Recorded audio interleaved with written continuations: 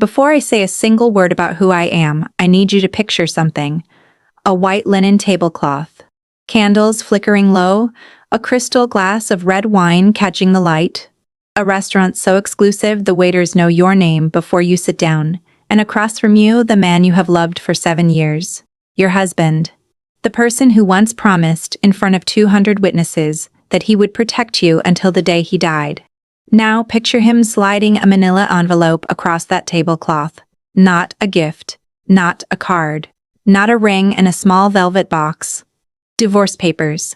Picture his mother sitting beside him in white fur, smiling the way a wolf smiles at a wounded lamb.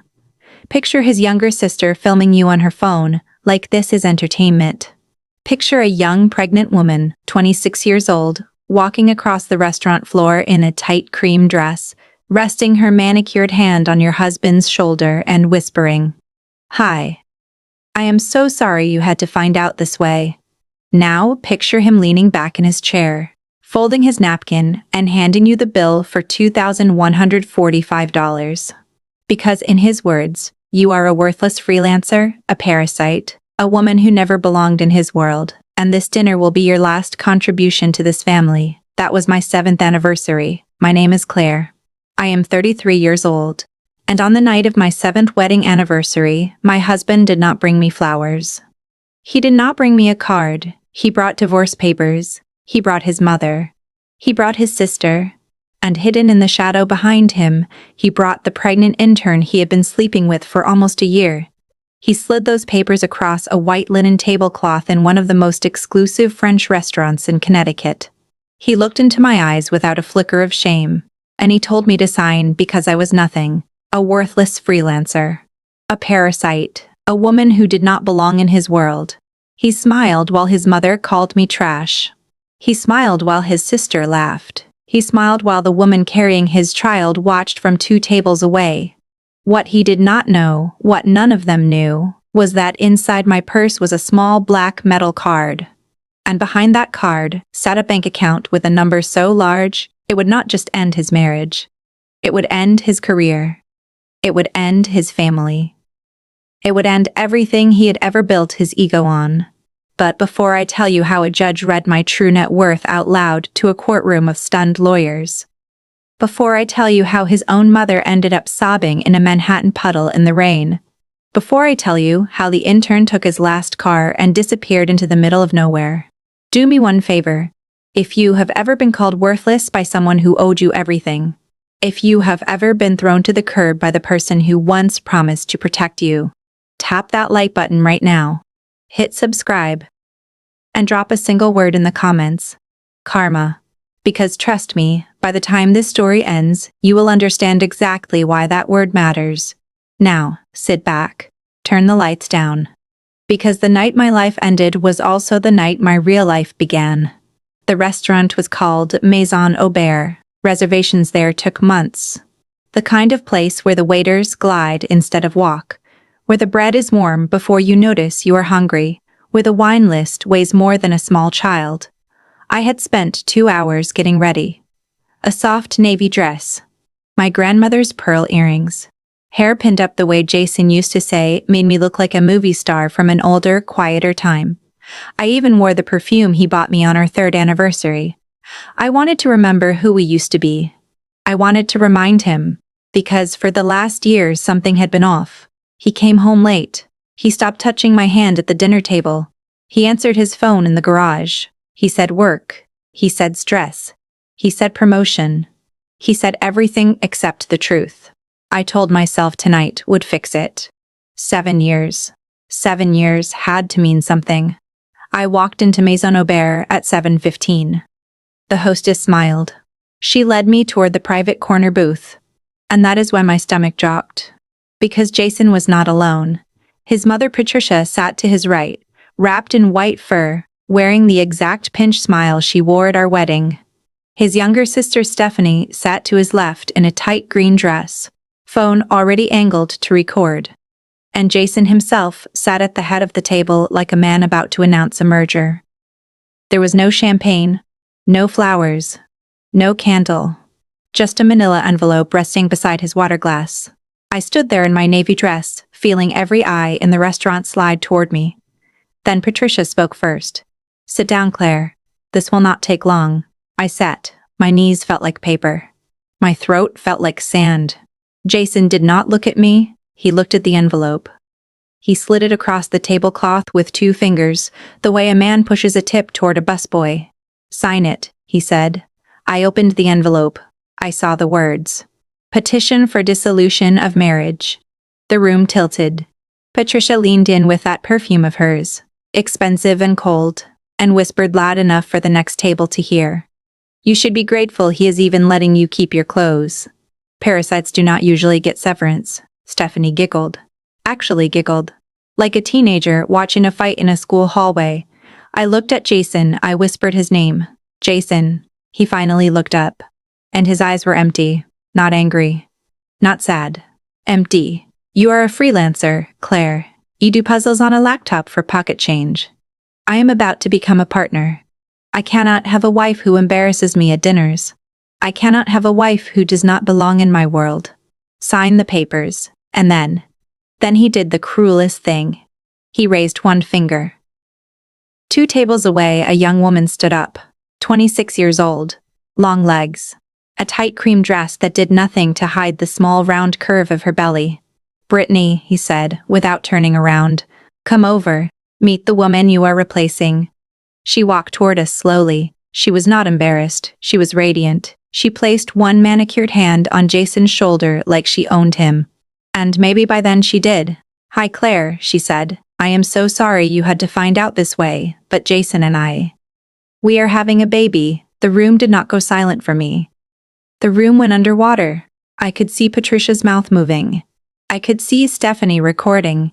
I could see the waiter hovering with a bottle he no longer knew what to do with. But I could not hear anything except my own heartbeat crashing against the inside of my skull. And then Jason.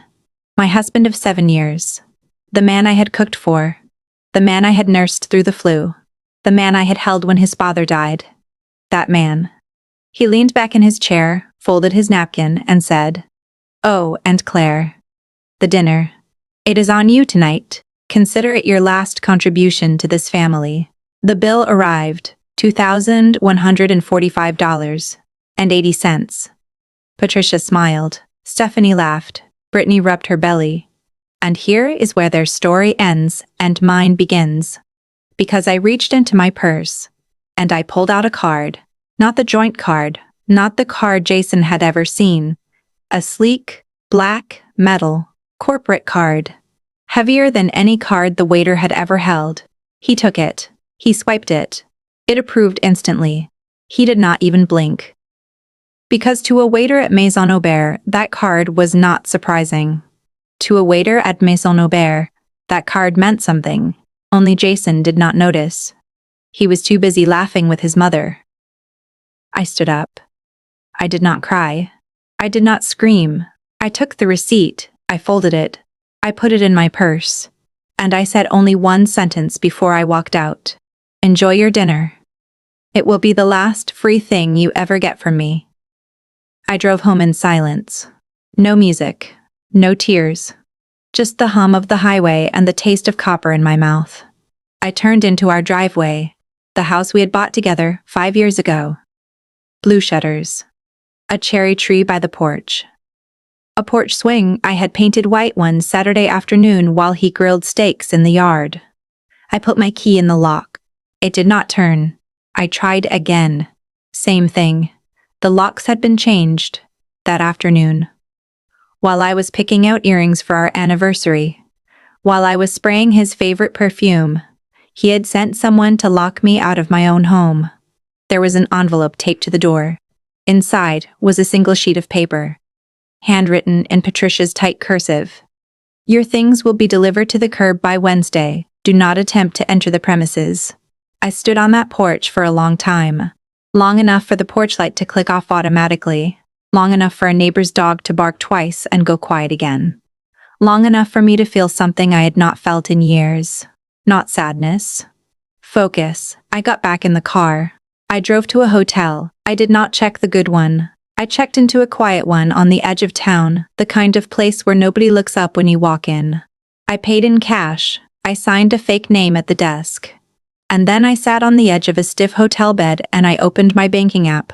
The joint savings account. Yesterday. $84,500. Tonight. $1,245. The home equity line of credit. The one against the house I had signed the mortgage on. Approved for $200,000. Withdrawn in full. 3 days ago. He had not just planned to leave me. He had planned to bury me. 45,000 of it had already gone to Stephanie to pay off her credit cards. 65,000 had been used to buy a brand new white Range Rover, registered to one Brittany Marie Cole. The rest sat in an account I could not touch. I closed the app. I turned off the light. And I smiled in the dark.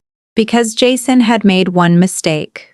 One tiny, arrogant, 7-year-long mistake. He had never once, not once, asked me what I actually did for a living. Here is what he thought. He thought I sat at home in yoga pants doing little data projects for local businesses. He thought I made maybe $40,000 a year.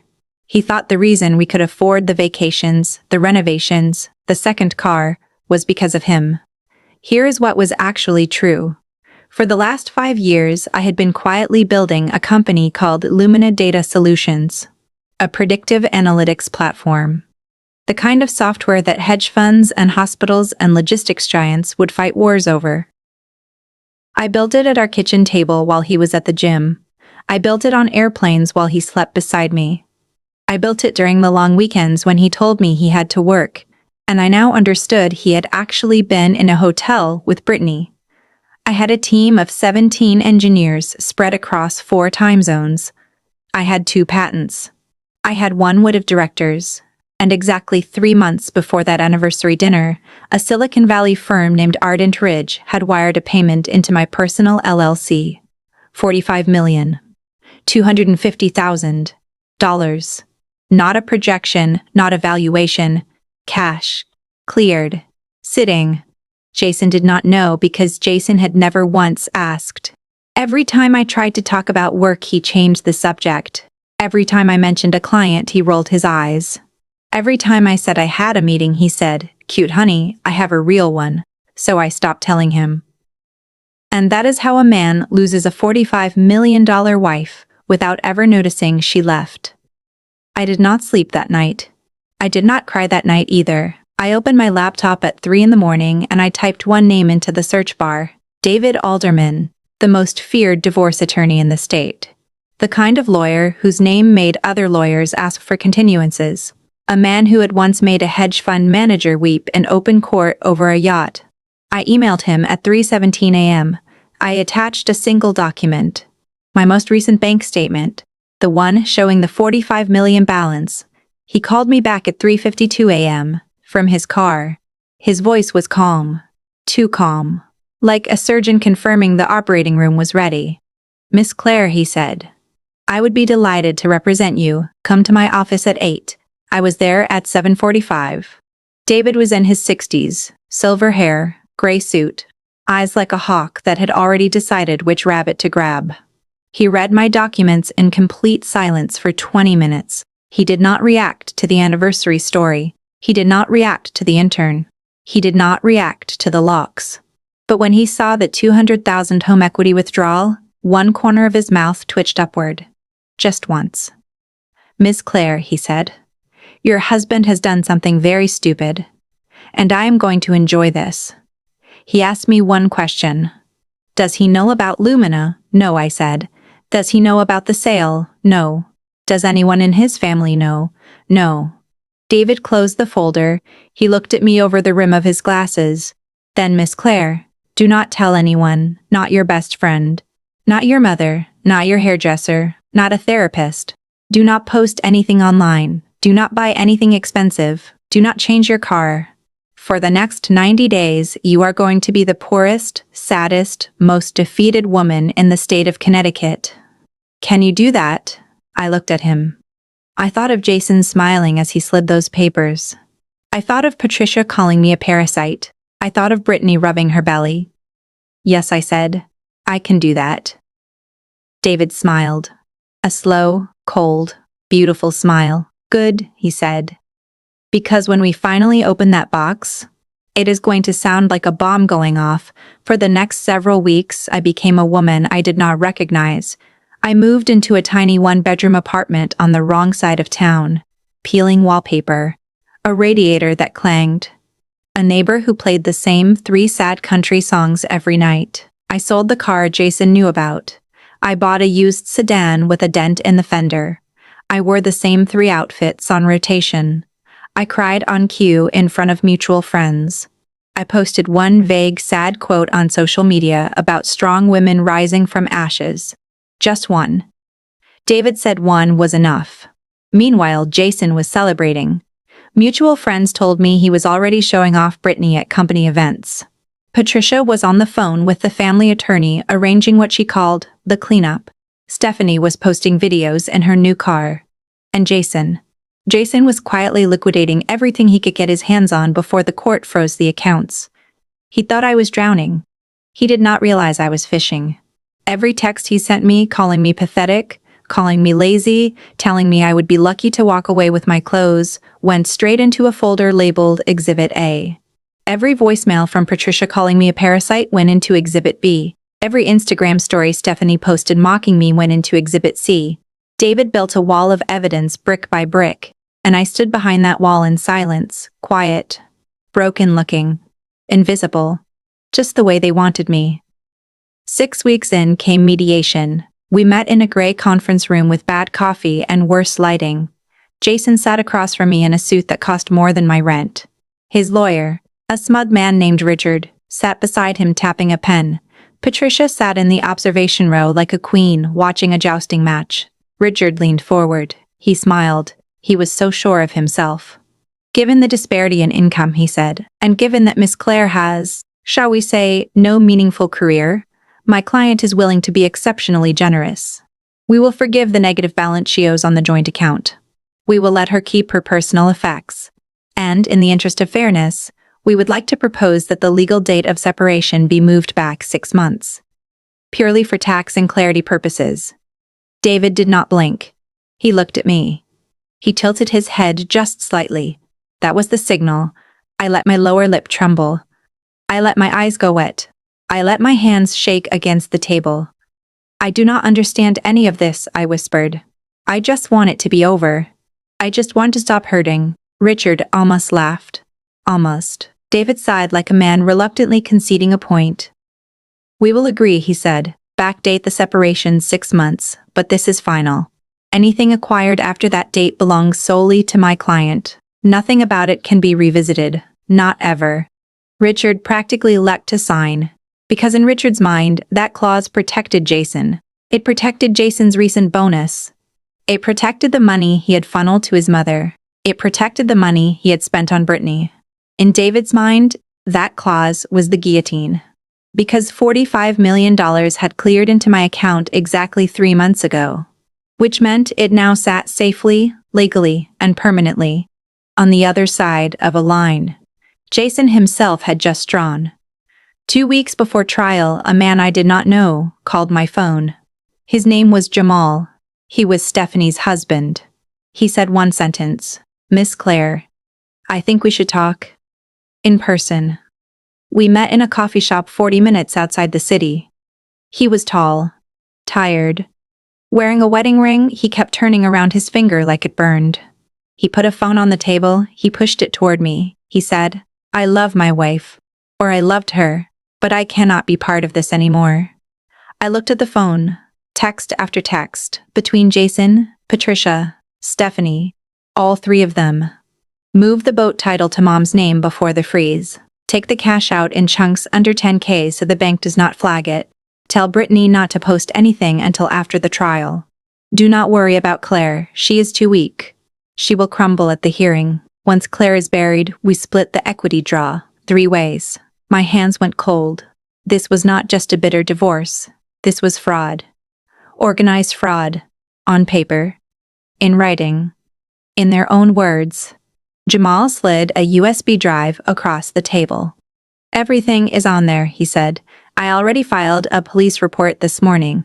I am filing for divorce from Stephanie on Monday. I am done. I asked him why. Why help me? Why now? He looked at his coffee for a long moment. Because my mother was a Claire, he said. And I watched her die of a broken heart before I was old enough to protect her.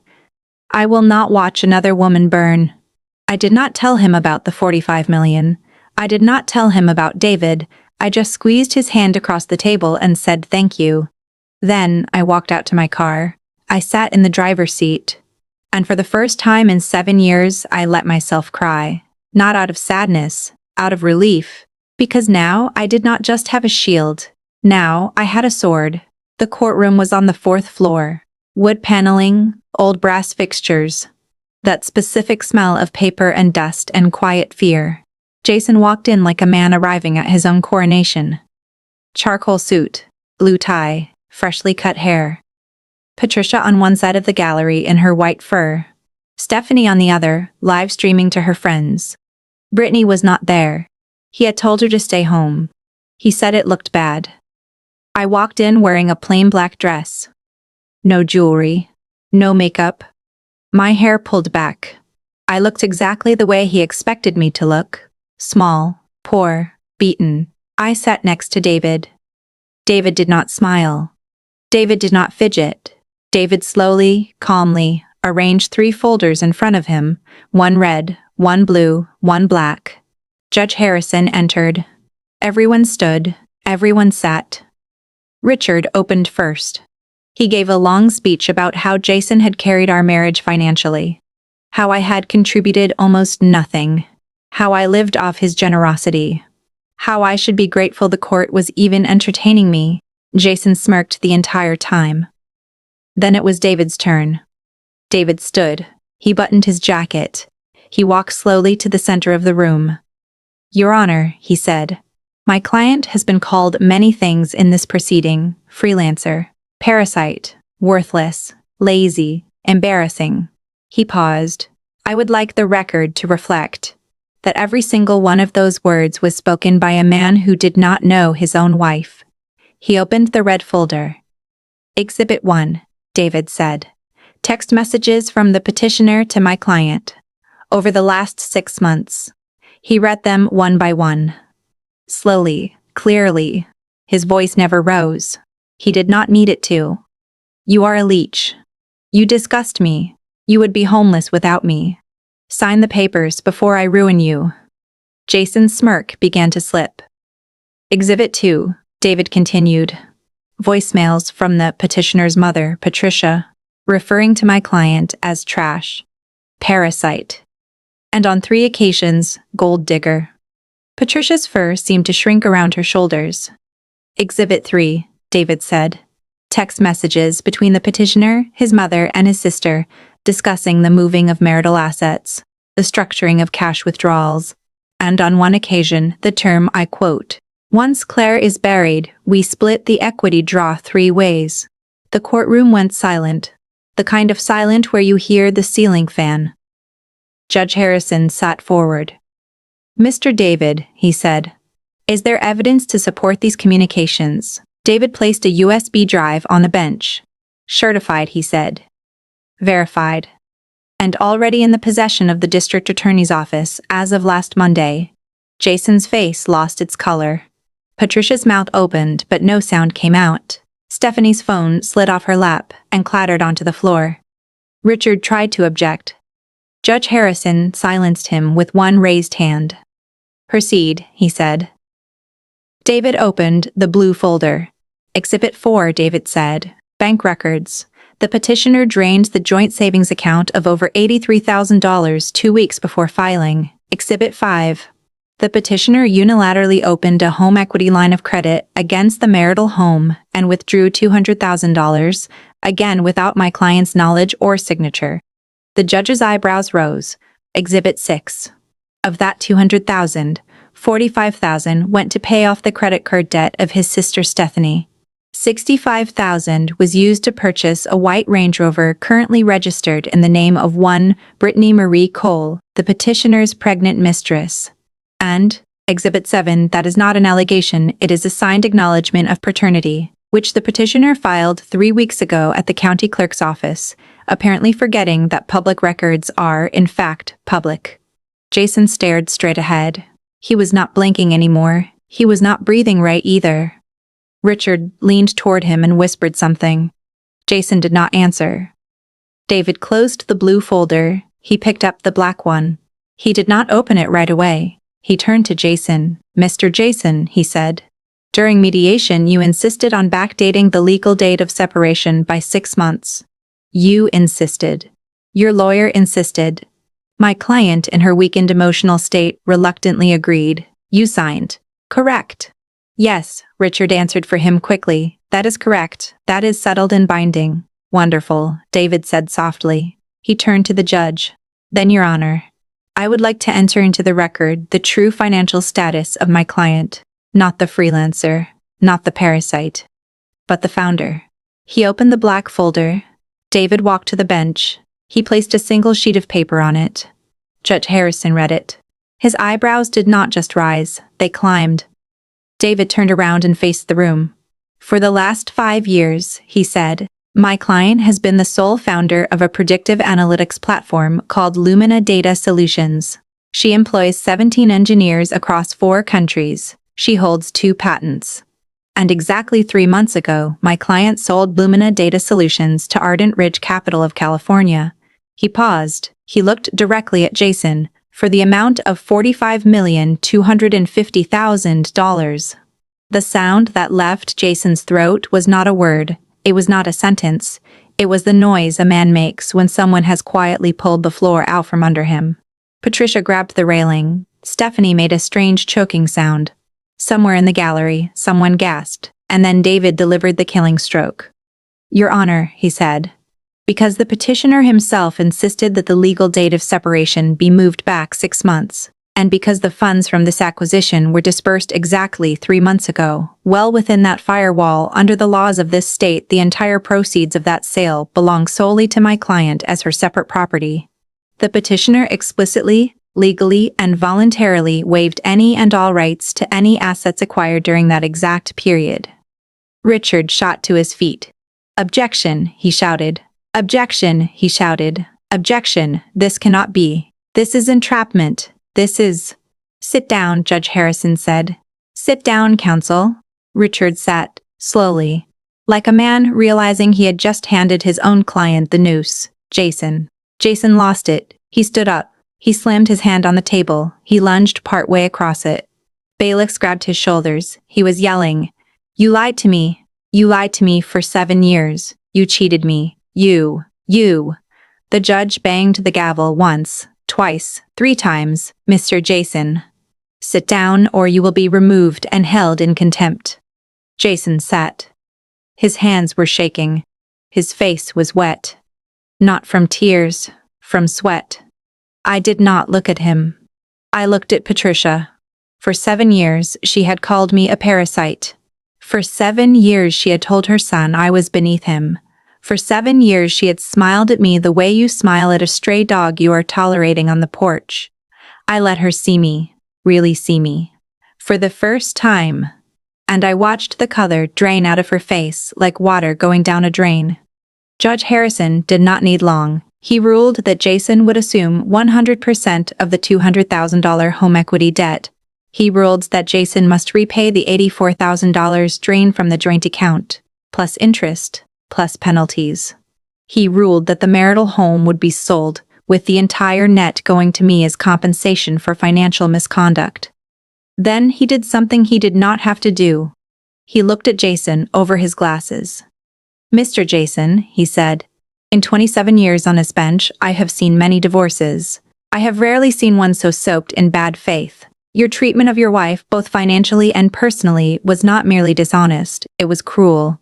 I hope this ruling is educational for you." Jason did not answer. He could not. The story did not end when the gavel fell. The story only began. Within 72 hours of the verdict, Jason's firm received an anonymous package containing the text messages, the fraudulent withdrawals, and copies of the acknowledgement of paternity for the pregnant intern he had promoted 3 months earlier. He was fired the next morning, not laid off, not asked to resign, fired for ethical misconduct, escorted from the building, effective immediately. Then the state financial regulator opened an investigation into whether he had used insider information to time the withdrawals. He was formally blacklisted from the finance industry in 3 states. Then, the IRS came knocking. Because when you move that much cash around your family in structured chunks, someone eventually notices. Patricia's accounts were frozen for receiving fraudulently transferred funds. The little $45,000 Stephanie had used to pay off her credit cards. Gone. Reversed. Recovered. Her cards were closed. Her credit was destroyed. The Range Rover. Registered to Brittany. Brittany kept it. When she saw Jason on the news, she packed her things and drove that same Range Rover straight to her mother's house in Ohio. She never came back. Jason called her 47 times in one night. She did not answer once. Stephanie's husband Jamal, he filed for divorce on the Monday he promised. He took full custody of their child. He left her nothing. She screamed at him in the driveway. He did not turn around. The house? The blue shutters house. The porch swing house. The cherry tree house. Foreclosed. Sold. Gone. Patricia lost her Connecticut home too. She lost the fur. She lost the friends. Nobody in her country club circle would return her calls once the story hit the local papers. And Jason. Jason moved into his mother's last remaining apartment. A small 2-bedroom in a tired part of town. He slept on a pull-out couch in the living room. Stephanie slept in the 2nd bedroom. Patricia slept in the master. The 3 of them. Together again. Just like the anniversary dinner. Only this time, nobody was smiling. Almost a year later, I was in Manhattan for a board meeting. I was crossing the street outside a building on Madison Avenue when I heard my name. Claire. Claire, please. I turned. Jason. He looked 10 years older. His hair was thinner. His suit was cheap. His shoes were wet. His eyes were red. Patricia stood behind him in a coat that was 2 sizes too big for her now. It was raining. Not a soft rain. A cold sideways rain that soaks through you in seconds. Claire, he said. Please. Just alone. Just enough to get on our feet. We are family. We are still family. Patricia stepped forward. Her lips trembled. Claire, honey. I know I said things. I know I did. But I am your mother-in-law. I raised him. Please. I looked at them. 2 people who had once looked down at me across a candlelit table. 2 people who had laughed while a pregnant woman pressed her hand to my husband's shoulder. 2 people who had called me a parasite. Now on their knees in a Manhattan puddle. Rain streaming down their faces. Begging. I did not raise my voice. I said one sentence. You are not my family. You never were. I turned. I walked. I did not look back. Not once. I took a portion of that money and I did something I had wanted to do since I was 22 years old. I started a foundation for women who are trapped in marriages where the money is used as a leash. Women who have been called worthless by the person who is supposed to protect them. Women who have been told they do not belong in the world they are actually holding up. We pay for their attorneys. We pay for their first month of rent. We pay for their locksmiths. We pay for their therapists. We pay for their childcare. We pay for the plane tickets that take them and their children far away from the men who told them they were nothing. In the first 18 months, we helped over 400 women walk out of doors that had been locked against them. Every single one of them got a small handwritten note from me in the welcome packet. Just one line. You are not what he called you. You are what you built when he was not looking.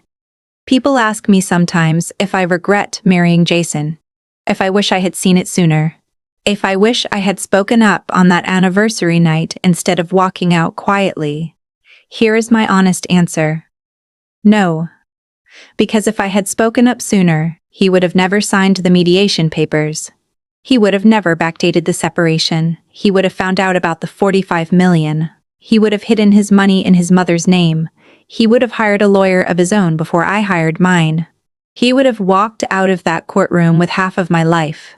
Instead, I let him think I was small. Because sometimes the greatest power a woman can have is being underestimated by the person who thinks he owns her. He thought I was quiet because I was weak. I was quiet because I was aiming. If you made it to the end of this story, I want you to do something for me. Something small. Something that costs you nothing. If anyone in your life has ever made you feel like a parasite, like a burden, like a freelancer who does not belong at their table, like a wife who should be grateful for scraps, I want you to remember Claire tonight. I want you to remember that the loudest people in the room are almost never the richest, and the richest are almost never the loudest. I want you to remember that a black metal card fits inside a very small purse. And I want you to remember one thing above all. Being underestimated is not an insult, it is a strategy. If this story moved you, if it made you angry, if it made you smile, if it made you cheer out loud in your car or your kitchen or your bed at 2 in the morning, then do 3 tiny things for me right now. Number 1. Hit that like button. It is free. It takes half a second. And it tells the algorithm that stories like this deserve to reach the next woman who needs to hear it. The next woman standing on her own porch with her key not fitting the lock. Number 2. Subscribe. Because I am not done telling these stories. There are so many Claires out there. Women who were told they were nothing right before they became everything. And I want to tell you every single one of their stories. But I cannot do that if you do not come back. Number 3. Leave a comment. Tell me one thing. If you had been Claire that night at Maison Aubert, sitting across from a husband, a mother-in-law, a sister-in-law, and a pregnant intern, holding an anniversary dress and a black metal card, what would you have said before you walked out? Give me your one line, your one sentence, your one final walkaway line. I read every single one of them. And if you know a woman who needs to hear this tonight, a friend, a sister, a cousin, a mother, a daughter, a coworker, someone who is being called worthless in a house she is quietly holding up, send this to her. Do not explain it, just send it, because somewhere out there tonight, another Claire is sitting on the edge of a stiff hotel bed, locked out of her own home, told she is nothing, and she needs to know. The story is not over. It is just beginning.